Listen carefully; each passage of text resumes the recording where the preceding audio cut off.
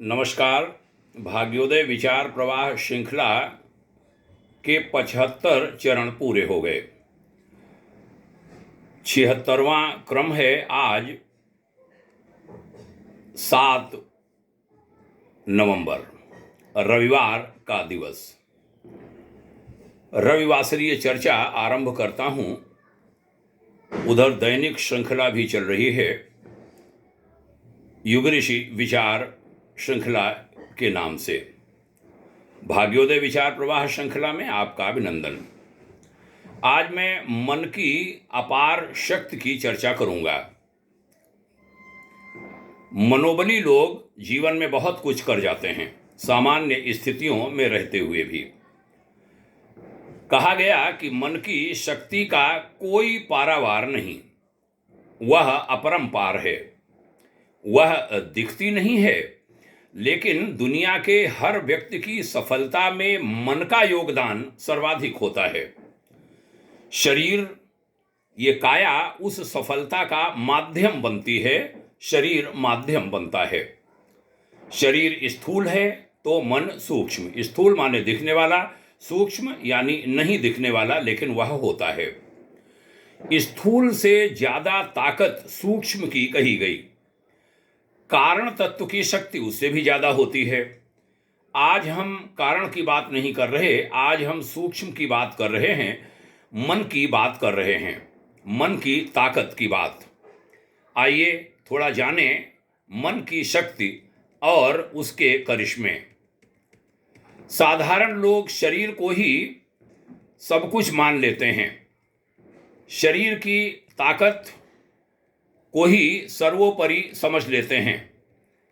उनकी समझ में जो व्यक्ति जितना अधिक तंदुरुस्त है, हट्टा कट्टा है, मजबूत कद काठी का है, जिसके स्नायु पुष्ट हैं, जो एक जगह से दूसरी जगह बड़ी बड़ी चीज़ों को, बड़े बड़े बोझों को पहुंचा सकता है, किसी गाड़ी आदि को पकड़कर वो रोक सकता है, लोहे की राड आदि को तोड़ मरोड़ सकता है, वो बहुत बड़ा बलवान है, ऐसा कह दिया जाता है। यह एक आम धारणा है। हम यहाँ कहना चाहेंगे कि ऐसा ये बात सच नहीं है। कभी हमने जिसकी चर्चा की अभी अभी, वह स्थूल की ताकत है, यानी नंगी आंखों से दिखने वाली मानव काया की शक्ति। इससे बड़ी है सूक्ष्म की ताकत। कैसे, आपको बताता हूं। एक समय था जब मनुष्य केवल हाथी घोड़े की शक्ति को बहुत बड़ा मानता था। हाथ पैरों की ताकत को बैलों, घोड़ों और हाथियों की ताकत को प्रधान मानता था, और उसी से वह बड़े बड़े कार्य कर लेता था। सामान ढुलाई में भी बैलगाड़ी जैसे साधन उपयोग होते थे, प्रयुक्त होते थे। बड़े बड़े युद्ध आदि इन्हीं के सहारे ऐसे ही कुछ स्थूल हथियारों से लड़ लिए जाते थे। समय बदला और एक समय ऐसा आया जब इन स्थूल शक्तियों पर सूक्ष्म की शक्ति भारी पड़ने लगी। उस सूक्ष्म की ताकत के सामने शक्ति के ये माध्यम कमजोर पड़ने लगे, जिसके कारण हम अनेक युद्ध हारे, और ऐसे हारे कि सैकड़ों वर्षों की गुलामी के शिकार बन गए। सूक्ष्म की यह शक्ति बड़ी विशेष थी।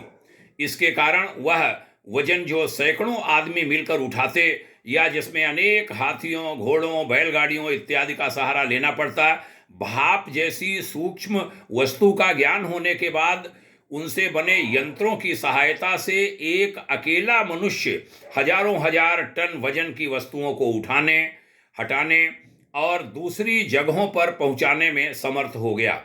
आगे चलकर जब भाप से भी ज़्यादा ताकतवर बिजली जैसी चीज़ों का आविष्कार मानव ने कर लिया, तब वह उन दूरियों को इतने कम समय में पूरा करने लगा जिसकी कभी वह कल्पना भी नहीं कर सकता था।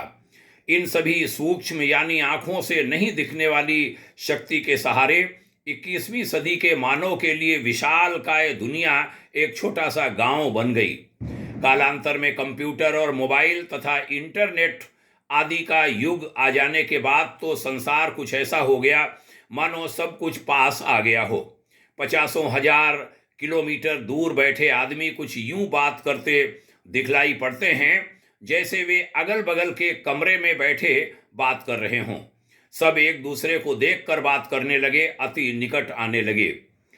पाठकों से कहूँगा, अपने श्रोताओं से कहूँगा कि ये विषय बड़ा रोचक है, इस पर विस्तार से कहा जा सकता है।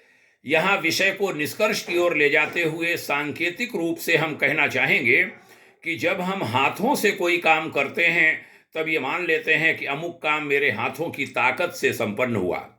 वास्तव में ऐसा होता नहीं है। हाथ जब कोई काम करता है तब उसके साथ उस व्यक्ति की बुद्धि और मेधा का बल भी लगा होता है तथा साथ ही उसका मानसिक बल भी उसमें संलग्न होता है। इन दोनों शक्तियों के अभाव में तो किसी वस्तु को अणु मात्र भी हिलाया नहीं जा सकता। हमारी बुद्धि किसी निश्चित लक्ष्य की ओर जाने का संकेत करती है और फिर हमारा मानसिक बल स्थूल अंगों यानी हाथों आदि की एकात्मता से उस कार्य को सफलतापूर्वक पूरा करता है। इसलिए आइए शक्ति की ताकत के साथ मन की प्रचंड शक्ति के महत्व को भी हम सब जानें, समझें और उस शक्ति को बढ़ाने के हर संभव प्रयत्न करें। हम ऐसा कर पाए तो हमसे और ज़्यादा बड़े बड़े कार्य संपन्न होने लगेंगे, संभव हो सकेंगे। जब हम मन के आगे आत्मा की शक्ति के भी महत्व को समझेंगे तब मानव काया धरकर इस धरती पर हमारा आना सार्थक हो जाएगा। हम मन को अपना मित्र बना लें और मन स्थितियों का पूरा सदुपयोग करें, उनका सुनियोजन करें। मैं परिवर्तन के इस महान कालखंड में देव संस्कृति में आस्था रखने वाले प्रत्येक व्यक्ति से कहना चाहूँगा कि विपरीत से विपरीत परिस्थितियों में भी मनोबल को बिल्कुल भी गिरने न दें। आप मनोबली बने, मनोविकारों का प्रवेश जीवन में न होने दें। मानव मन वस्तुतः चेतन शक्ति का विपुल भंडारागार है और मनोविकार हमारे सबसे बड़े शत्रु हैं। कहूँगा अंत में कि मनोबल में वृद्धि करने और उसे बनाए रखने के लिए और उसको बढ़ाने के लिए स्वाध्याय अर्थात श्रेष्ठ साहित्य का अध्ययन और उससे प्राप्त विचारों का मनन हमें करना होगा।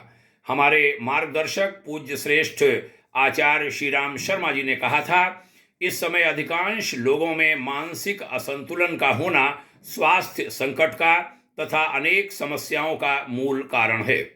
आइए मानसिक संतुलन रखकर और मन स्थिति में उत्तरोत्तर बढ़ोतरी करके अनेक समस्याओं से मुक्ति पाएं, सकारात्मक चिंतन के स्वामी बने, हंसमुख स्वभाव बनाएं, सबका कल्याण चाहें, ईर्ष्या द्वेष जैसी मलिन चीज़ों को, विचारों को, विकारों को अपने जीवन से निकाल फेंकें और निरंतर आगे बढ़ते चले जाएं। सबका कल्याण चाहें, सभी सुखी हों, सबका हित हो, जन जन पर उपकारी हो, यह हमारा भाव रहे। सबके कल्याण में ही हमारा कल्याण निहित है, सबके हित में हमारा हित निहित है, परमार्थ में ही स्वार्थ निहित है। यह धारणा बहुत गहरी बैठा लें, आप आगे बढ़ते चले जाएंगे, विश्वास दिलाता हूँ। भाग्योदय फाउंडेशन आपके मंगलमय उज्जवल भविष्य की कामना करता है। यहाँ तक सुनने के लिए आपका आभारी हूँ। बहुत बहुत धन्यवाद। ढेर सारी शुभकामनाएं। जय हिंद। ओम शांति।